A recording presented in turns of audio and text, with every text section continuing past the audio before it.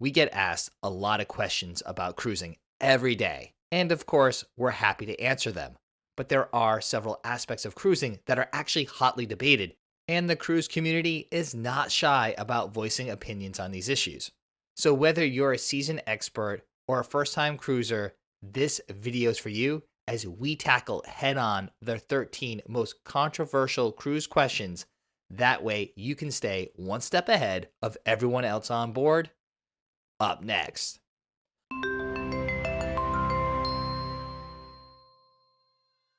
No matter how long you've been cruising, we're sure at one point you've heard some veteran cruiser tell you that cruising was much better back in the day. There's a persistent debate about whether cruising has lost some of its charm over the decades. Some argue that the golden age of cruising offered a more luxurious, personalized experience, while others believe that modern innovations have only enhanced the cruise experience. Cruisers often fondly remember midnight buffets and chocolate fountains, turn-down service, and the like. Yet, still some are willing to overlook these eliminated experiences for the thrills of racetracks and water slides found on cruise ships of today. We've only been cruising since 2007, but we've certainly noticed some differences. Those longing for the past reminisce about the days when cruising was more elegant and exclusive, with fewer passengers per ship, more attentive service, and a stronger emphasis on tradition. This attention to detail created a sense of being pampered, which some feel has been lost in today's megaship culture. There's also a feeling that ships were less commercialized in the past, with less focus on upcharges for premium experiences. With fewer add-ons and less nickel and diming, passengers enjoyed a more all-inclusive experience. But proponents of modern cruising argue that many of the innovations we see today simply wouldn't have been possible in the past. Newer ships come equipped with everything from water parks to zip lines and virtual reality zones to state-of-the-art entertainment venues, bringing in younger generations and families. There's just more cruise lines today too, and they cater to a wider range of interests and budgets, making cruising accessible to more people. Theme cruises, flexible dining options, specialty restaurants, and even ship-within-a-ship experiences have added layers of customization that didn't exist before. Besides the nostalgia for the past, few topics in the cruise world divide people more than tipping.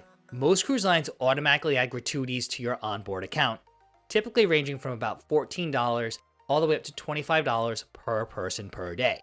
While some cruisers feel this is a fair way to compensate the hardworking staff, others believe tips should be discretionary and based on service quality. Those who are pro-tip indicate that the cruise staff, from room stewards to dining servers, work long hours away from home, often for lower base pay. So tips are essential to their livelihood. Pro-tip proponents also contend that automatic gratuities ensure that all staff, including those working behind the scenes and support staff, receive a fair share of the tips. Those who are in favor of removing the cruise line imposed service charges argue that automatic tips undermine the value of exceptional service, making gratuities feel more like a surcharge than a reward. Now, Heidi and I always pay the automatic gratuities, and when asked, we recommend that other cruisers do not remove these from their onboard accounts, and if you want to reward exceptional service, we actually tip above and beyond these mandatory gratuities, but of course, tipping on a cruise ship is always up to your own discretion. Another controversial cruise question is whether traditional dining is better than anytime dining. Many cruise lines give passengers the choice between set dining times or flexible dining schedules, and each option has its devoted fans. This one is a tough one for us, as we prefer the flexibility of dining times, but we do enjoy the consistency of waitstaff and service which comes with traditional dining. More recently, we tend to book anytime dining and request to be sat in the same section on subsequent evenings, but there is a strong case for traditional dining. For some cruisers, the predictability of traditional dining is a huge perk. With set dining times, passengers know exactly when and where they will eat every night, which allows them to plan their evenings accordingly. Traditional dining allows passengers to have the same table, dining companions, and waitstaff each night. This can lead to more personalized and consistent service as the waitstaff gets to know your preferences. Of course, on the flip side, anytime dining gives passengers the freedom to eat wherever they want, allowing them to adapt their dining schedule to their daily schedule. Whether you're returning late from an excursion or prefer to dine at different times each day, this flexibility can be a major advantage. With anytime dining, there's no pressure to adhere to a strict schedule. Passengers can enjoy other activities, shows, or shore excursions without worrying about missing their reserved dinner time. Now, we have to admit, early on in our cruising career, we did struggle with cruise loyalty. And of course, this is another hotly debated topic, whether it's beneficial to stay loyal to a single cruise line or explore different ones. And honestly, we took our first several cruises with the same cruise line, and the one time we opted to try something new, we were actually really disappointed with that experience. So we returned to the other cruise line for many more sailings before we decided it was time to jump ship. But most major cruise lines offer loyalty programs, rewarding repeat passengers with perks like priority boarding, free upgrades, and onboard discounts. And we get it, whether you're loyal to Royal or a 5-star Mariner or have Zenith status, there is something to be said about working your way up a cruise loyalty program. But are you missing out on better options by not shopping around? Of course, those who are sticking with their cruise lines argue that it's simple. The more you sail with a specific cruise line, the more rewards you earn. These loyalty perks can include free Wi-Fi, free drinks, room upgrades, and access to exclusive events like cocktail parties or private lounges. For cruisers who sail multiple times a year, the rewards can add up and greatly enhance their onboard experience. Being familiar with a particular cruise line is also a big factor for staying loyal. Loyal cruisers often appreciate the consistency in service, food, and entertainment that comes with sticking to the same brand. Plus, even if they're on different ships, they know what to expect from dining options to cabin layouts, and they feel at home on board. Some cruise brands even offer loyalty perks that cross over to sister brands. For instance, Royal Caribbean, Celebrity Cruises, and Silversea loyalty tiers apply across those three lines. Of course, on the flip side, if you remain loyal to one cruise line, you're missing out on other experiences that you may enjoy just as much, or maybe even more. Sticking to one cruise line may limit your exposure to new and innovative experiences offered by other cruise brands. Some cruise lines excel in specific regions. Diversifying your cruise experiences allows you to choose the best line for each destination and itinerary. Even for those who were once loyal to a cruise brand may argue that over the years, cruise lines have reduced the number of perks, making it less advantageous to limit themselves just to one particular cruise line. Formal nights on cruise ships used to be an elegant, must-attend event where passengers don tuxedos, gowns, and their best attire. However, in recent years, the appeal of formal night has become a topic of contention. Heck, it's even debated between the two of us. While Heidi loves getting dressed up for these evening chic nights, I would rather forego the suit or sports coat. For many, formal nights are a key part of the cruise experience, offering a chance to dress up and enjoy a sophisticated evening of fine dining and entertainment, or the captain's reception with some bubbly. These cruisers argue that adhering to formal attire elevates the atmosphere and maintains the luxury and tradition of ocean travel. But let's be honest, there's a growing number of cruisers that feel dress codes are outdated and restrictive. They prefer a more relaxed vacation where they can be comfortable and not worry about packing special attire. Some cruise lines have already relaxed their formal night dress codes, allowing guests to skip the glitz without any guilt. If cruisers aren't debating cruise formal night, then they're arguing about the size of ships. And with the rise of mega ships like Royal Caribbean's Icon of the Seas, is bigger really better? These massive floating cities can accommodate over 5,000 passengers and offer every amenity imaginable. But some cruisers feel the experience is too impersonal. Having sailed both on large and small cruise ships, we think each has its place, and it really depends on the type of vacation you're seeking.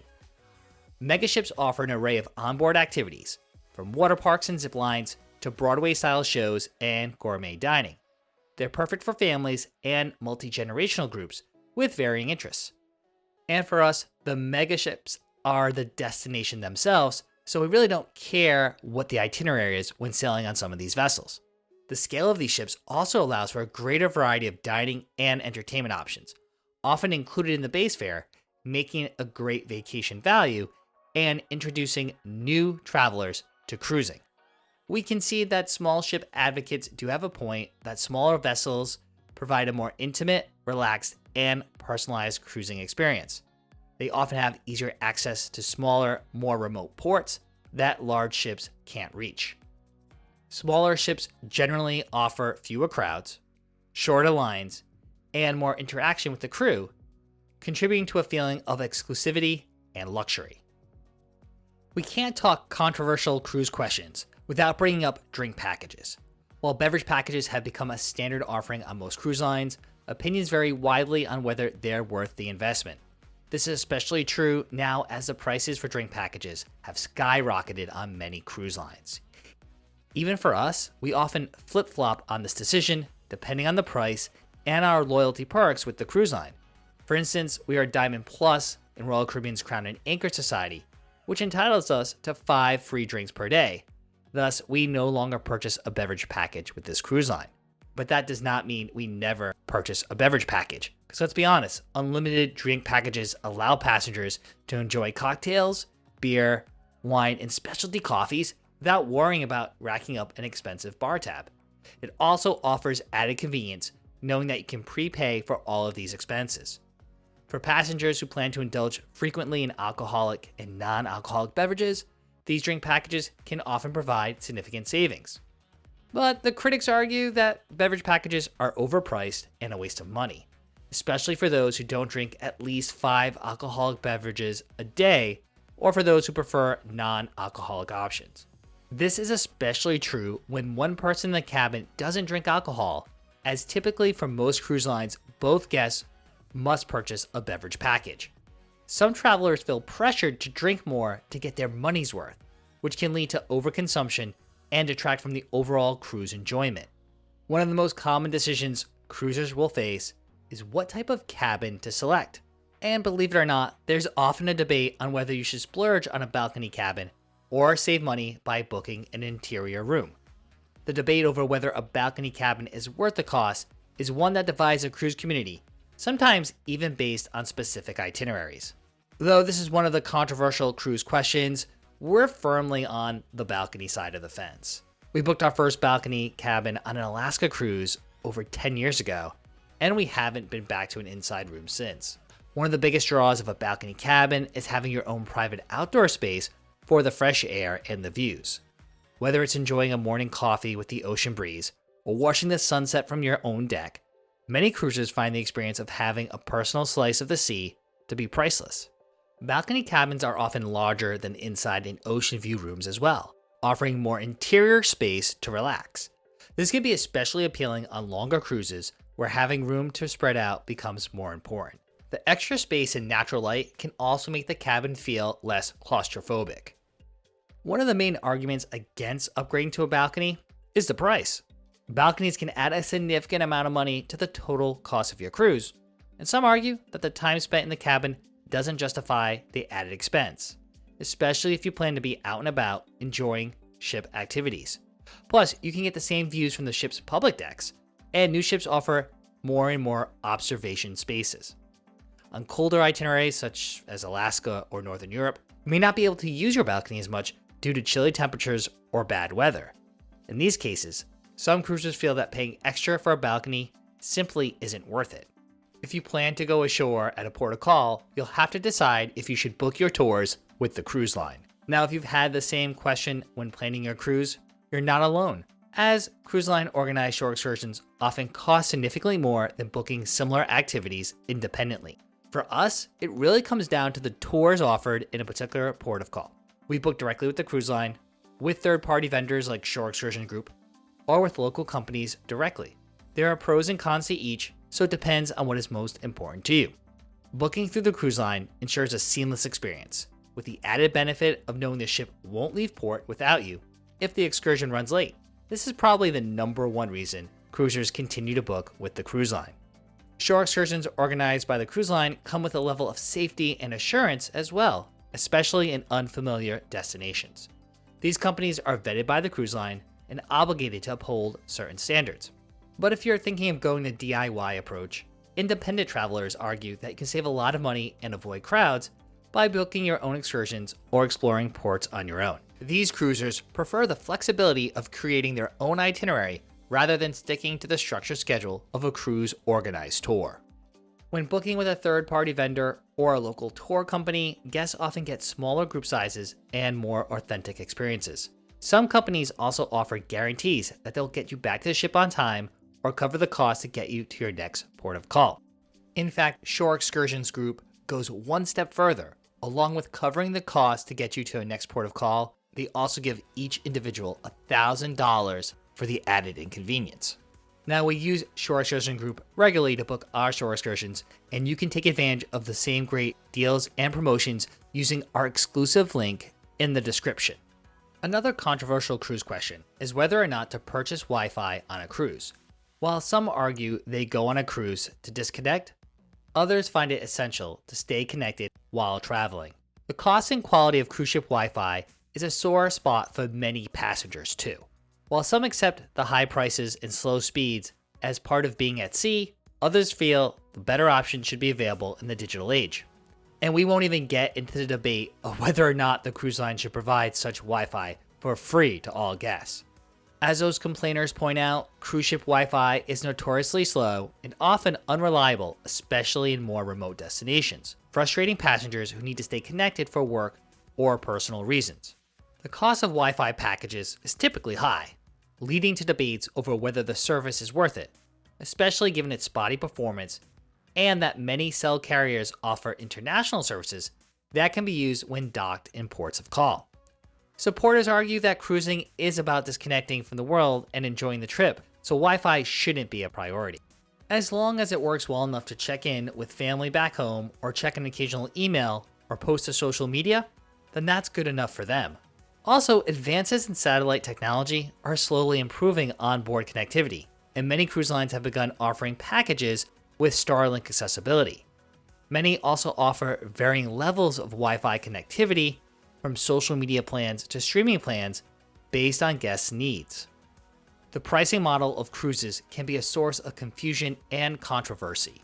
Some cruisers long for the days when all-inclusive truly meant that everything was part of the cruise fare.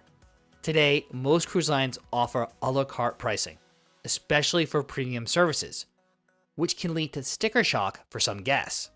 It's really this idea of nickel and diming that often gets the cruise community up in arms. Proponents of all-inclusive models argue that paying one price up front for all services allows for a more convenient and stress-free experience. You don't have to worry about racking up unexpected charges during the cruise. These are the types of passengers who tend to book with more premium and luxury cruise lines. While the initial price of an all-inclusive cruise might seem higher, many cruisers feel they're getting more value for their money because so much is included. When factoring in all the components, like drinks, dining, excursions, and onboard activities, an all-inclusive cruise often offers excellent value compared to paying for each of those elements separately. Others prefer the flexibility of a la carte pricing, allowing them to pay only for what they use. For example, someone who doesn't drink alcohol shouldn't have to pay for an all-inclusive drink package. This also offers a lower base fare for those on a budget. Some cruisers appreciate the ability to customize their cruise by selectively choosing only specialty dining, excursions, or spa services that they want, allowing for a more personalized cruise experience. This approach also encourages mindful spending. Many cruise lines market themselves as family-friendly, but not everyone is happy about the presence of kids on board. The debate about whether cruises should be more adult-oriented or child-friendly is one that again often divides the cruise community. Should cruise lines have at least one ship that is adults only? Should cruise lines have more adults-only venues? Yes, these are definitely controversial cruise topics. Still, coming from a couple who has no kids, I'll be 100% honest, we can see both viewpoints. Families argue that cruising is one of the best vacation options for all ages, offering kids clubs, water slides, and family activities while still providing options for adults to relax. Multi-generational families can allocate time as a group and also time to enjoy what they individually love about the ship. Family cruisers enjoy the convenience of having everything in one place: entertainment, dining, and accommodations, which is especially important when traveling with children. On the flip side, some cruisers are vocal about preferring adult-only spaces, feeling that children can detract from the peaceful atmosphere of a cruise.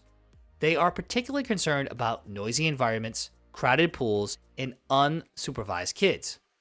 Of course, this has led to the rise of adult-only cruise lines like Virgin Voyages, as well as the growing popularity of adult-only zones on family-friendly ships.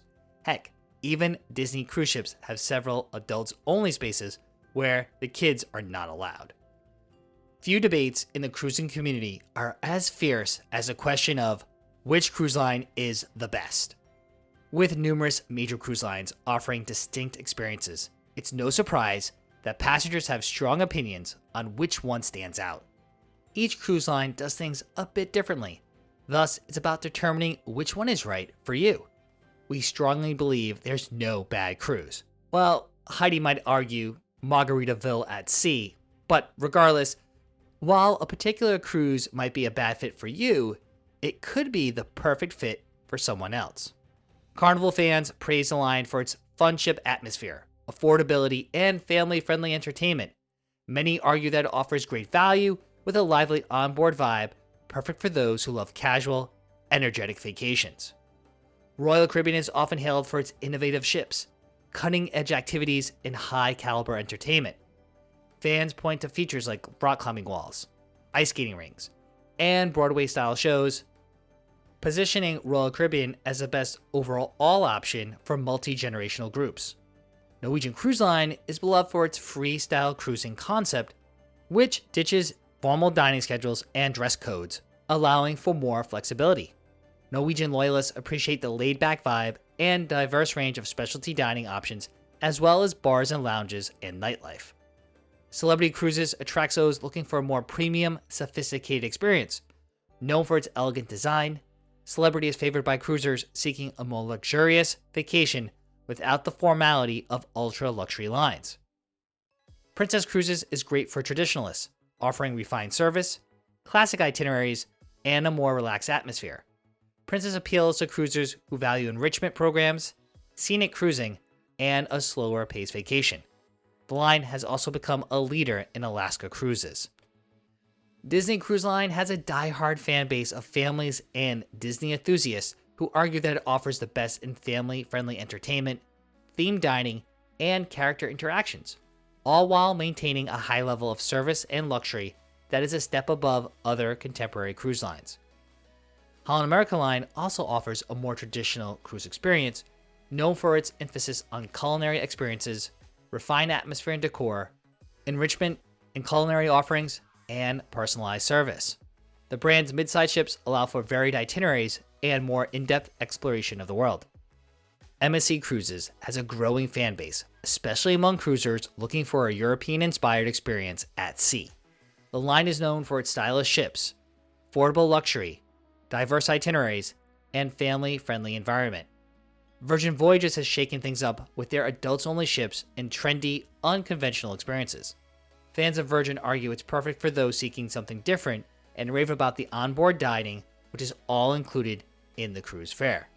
And of course, there are several other cruise lines out there, all with their own unique style and approach.